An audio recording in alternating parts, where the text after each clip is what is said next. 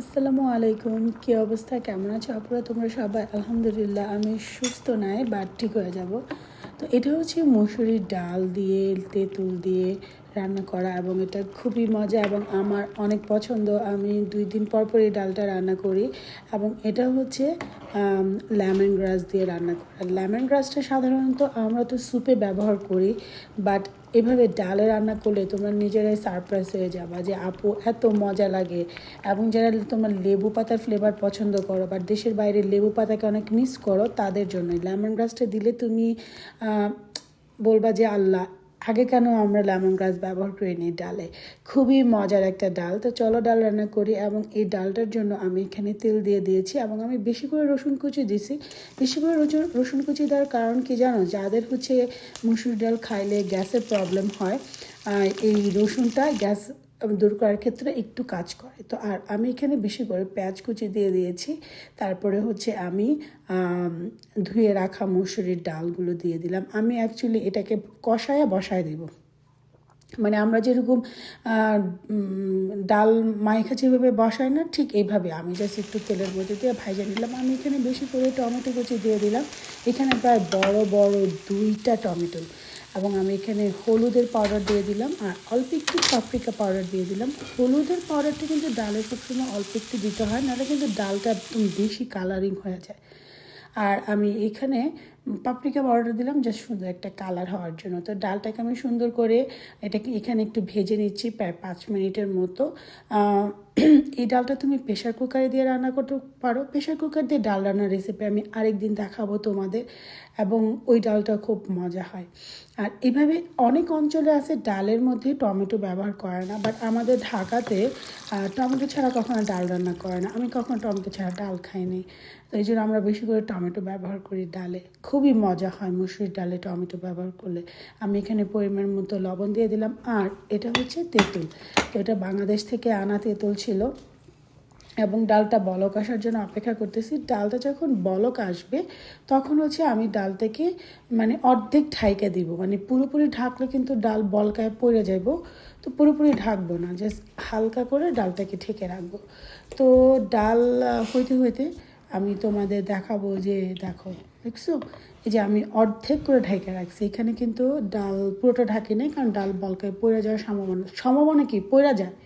এই জন্য এরকম অল্প একটু আধো খোলা রাখছি যাতে ডালটা না পড়ে যায়। এবং ডালটাকে আমি মাঝারি আঁচ করে রান্না করার জন্য রেখে দিয়েছি। আর আমি তোমাদের তেঁতুল দেখাইতেছি, দেখো লোভনীয় বাংলাদেশের তেঁতুল। এবং এটা যে কী টক, আমি ডালে বেশি করে দিছি কারণ আমার টক টক করে ডাল খাইতে অনেক ভাল লাগে। এবং ডাল মাইখা, তারপরে কাঁচামরিচ মাইখা ঝাল ঝাল করে অনেক মজা। এবং তোমরা ডালটা ট্রাই করে দেখো, অবশ্যই তোমাদের কাছে ভালো লাগবে। বাট লেমন গ্রাসটা বেশি দিও না। এবং এই তেঁতুল দেখার পরে তোমাদের আমি দেখাবো লেমন গ্রাস। চলো আমরা এখন সুপার স্টোরে যাই। সুপার স্টোরে চলে আসছি আমরা, সুপার ওম্যান। তো এটা হচ্ছে লেমন গ্রাস। যারা তোমরা নতুন রান্না করতেছো, ছোট ছোট আপুরা, তোমাদের জন্য লেমন গ্রাসটা সব স্টোরে পাওয়া যায়। এবং এটা বাংলাদেশেও দেখছি লেমন গ্রাস পাওয়া যায়। এবং এটা ক্যানাডাতে আমাদের এখানে super store, Walmart, even the কোয়াপো এই লেমন গ্রাসটা পাওয়া যায়। এটা এশিয়ান যে ভেজিটেবল সাইডটা, এটার মধ্যে পাইবা তোমরা। এবং এটার দাম খুবই রিজনেবল।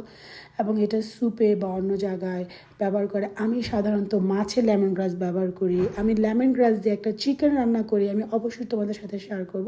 সুপার স্টোর থেকে চলে আসছি। আর আমি এখানে বেগুন দিয়ে স্যান্ডউইচ বানাই খাইছি। এবং তেল ছাড়া বেগুন রান্না করছি, একদম তেল ছাড়া, 1/2 টেবিল স্পুন তেল দিয়ে বেগুন বানিয়েছি। এবং এই বেগুন ভাজার রেসিপিটা তোমাদের সাথে আমি শেয়ার করব ইনশাল্লাহ। তো ডালটা দেখো এই পর্যায়ে অনেকটাই হয়ে গেছে। তোমাদের বাসায় যদি ডাল ঘুটনি থাকে, এক্ষেত্রে ডাল ঘুটনিতে একটু ঘুটা দিতে পারো। আমার কাছে ডাল ঘুটনিটা হারায় গেছে, একটা ডাল ঘুটনি আসছিল, ওটা নাই, পাইতেছি না। তো যাই হোক, এখন আমি এই পর্যায়ে ডালের মধ্যে হচ্ছে সেই বিখ্যাত বাংলাদেশের ঐতিহ্যবাহী তেঁতুল দিয়ে দিলাম। অ্যাকচুয়ালি তেঁতুল কিন্তু সব দেশের মানুষরাই খায়। তো ডালটা লবণ দেখছি, মনে হচ্ছে যে আরেকটু লবণ লাগবে, লবণ দিয়ে দিলাম। এবং ডালটাকে আমি আরেকটু রান্না করবো। এবং ডালটা কিন্তু আমি মাঝারি আঁচে রান্না করছি, কারণ এটাকে যে কোনো রান্নায় তুমি আস্তে আস্তে রান্না করবো, আর রান্না মজা হয় বেশি। তো এই ডালটাও কিন্তু আমি আস্তে আস্তে রান্না করছি, প্রায় 30-35 মিনিটের মতো কিন্তু ডালটা আমি বসায় রাখছিলাম আস্তে আস্তে রান্না করার দেখো মজার ডাল হচ্ছে রান্না হয়ে গেছে। আশা করি তোমাদের কাছে আমার রেসিপিটা ভালো লাগছে। তোমাদের যদি ভালো লেগে থাকে ওইটাই আমার সার্থকতা। যে আর আমার যদি এরকম নতুন নতুন আরও মজার মজার রেসিপি দেখতে চাও, আমাকে সাবস্ক্রাইব করে আমার চ্যানেলের যে বেল আইকনটা আছে ওটা ক্লিক করে পাশে থাকো। তোমাদের সবাইকে অনেক ধন্যবাদ। আর এটা ছিল খাসির মাংস, সেদিন রান্না করা খাসির মাংস ছিল, ডাল, ভাত, আর হচ্ছে আমি এখানে ওই যে তেল ছাড়া যে বেগুনটা ভাজছি সেখানে আমি একটু বেগুন নিয়ে নিব, এক স্লাইস। এবং এটা খুবই মজার একটা বেগুন ভাজি ছিল। আলহামদুলিল্লাহ, তোমরা সবাই ভালো